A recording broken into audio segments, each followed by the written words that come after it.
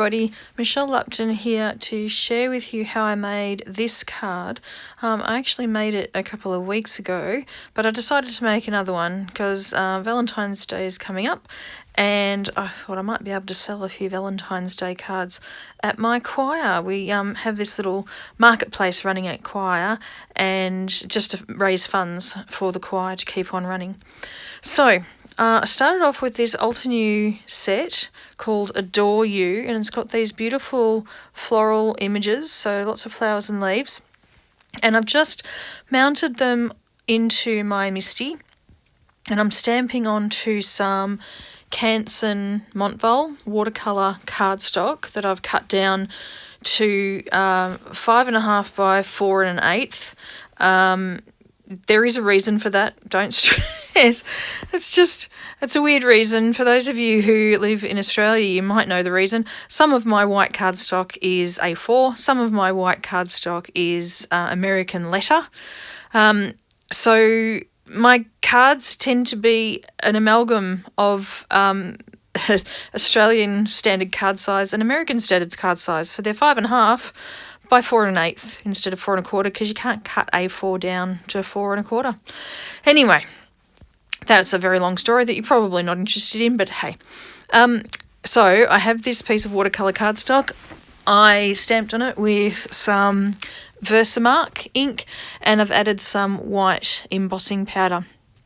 So that's all done. Now I'm going to add some colour to this using some Distress inks. What I've got here is Worn Lipstick and Festive Berry. So I'm starting with the Worn Lipstick and I'm just adding heaps of colour straight from the ink pad over those flowers and leaves.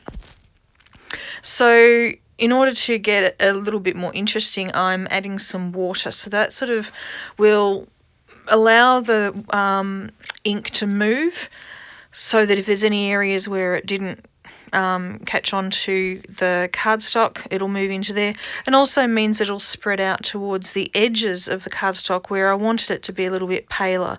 And you can see right now I'm mopping up a little bit of the colour that went towards the top and the bottom edge of the cardstock. Now what I'm doing is I'm taking the Festive Berries and I'm being a bit more careful. I'm trying to get the darker colour just inside the flowers and the leaves. Now I'm not managing to do that incredibly well. There is some colour outside, but that was the aim. So most of the darker colour was inside. And then I'm doing the same thing, just tidying up a bit and then zapping with my heat tool. The vast majority of this card, the time taken to make this card, is just heat tool time, drying off things over and over and over again. So I've cut the vast majority of that out because otherwise we'd be here for ages.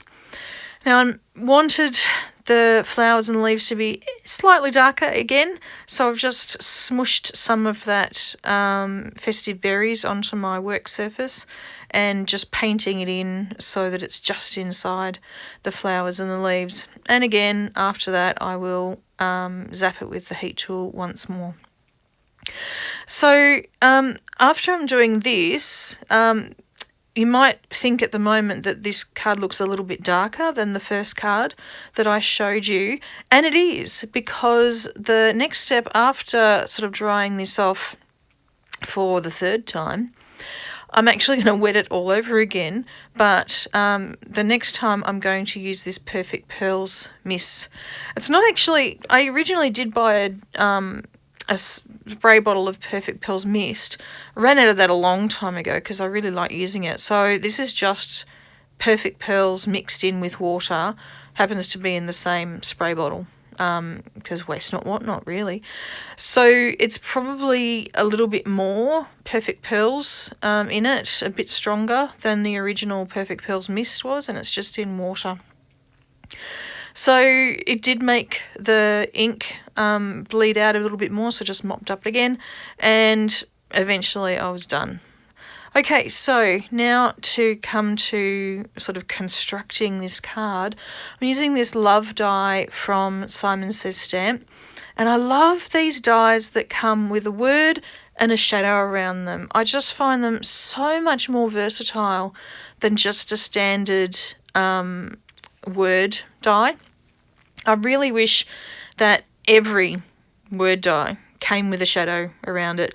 I've got a few that I've actually cut a shadow around it when I've used it, but it's tedious and it's so much easier to do it this way. Now this card, I don't think I'd be able to do it if I didn't have the shadow die to go around it.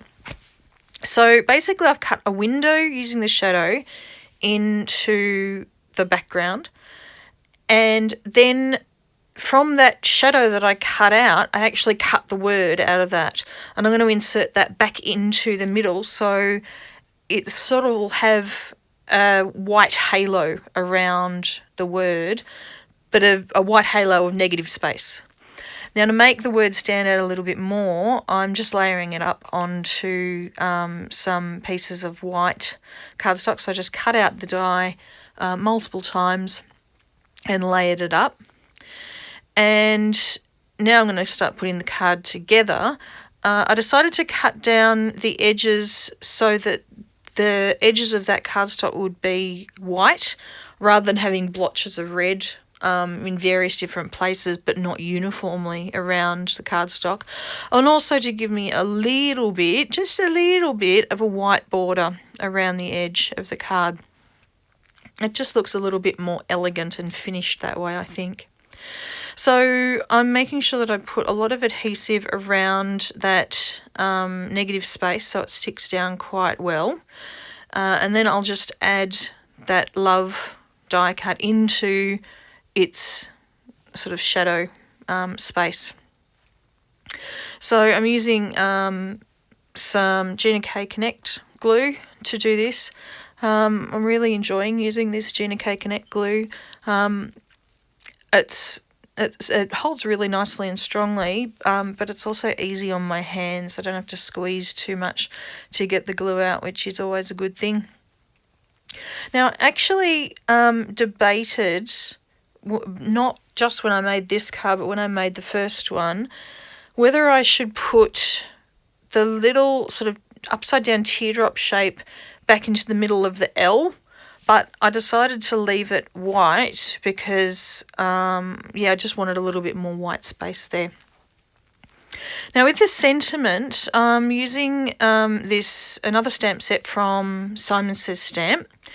And I've got this sentiment, but I wanted to have it curved to run underneath the love die cut.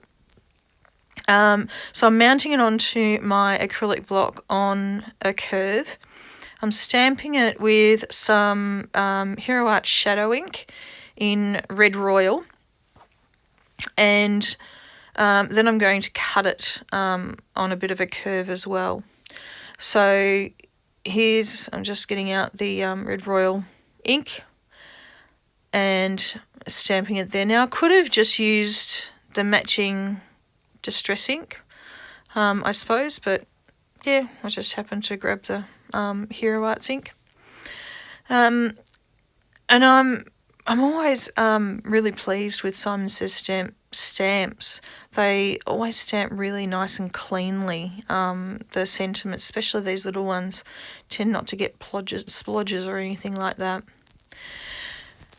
Now I just cut this by hand, and again, I was amazed. I managed to cut it first time. With stamping something on a curve and then cutting it on a curve the first time, I was expecting to have to cut it maybe 5 or 6 times before I got one that I liked, but it actually worked, so yay for me. So I just adhered this using my tape runner glue underneath the love, and then the final step was just to add some sequins here and there on the front of the card. So I hope you enjoyed seeing how I made this card. I actually have another one that I made very, very similar to this, but in a different colour scheme, but you'll see that coming up on my blog in a little while, keeping it for another day. So here's this card. Here's the one that I made originally a few weeks ago.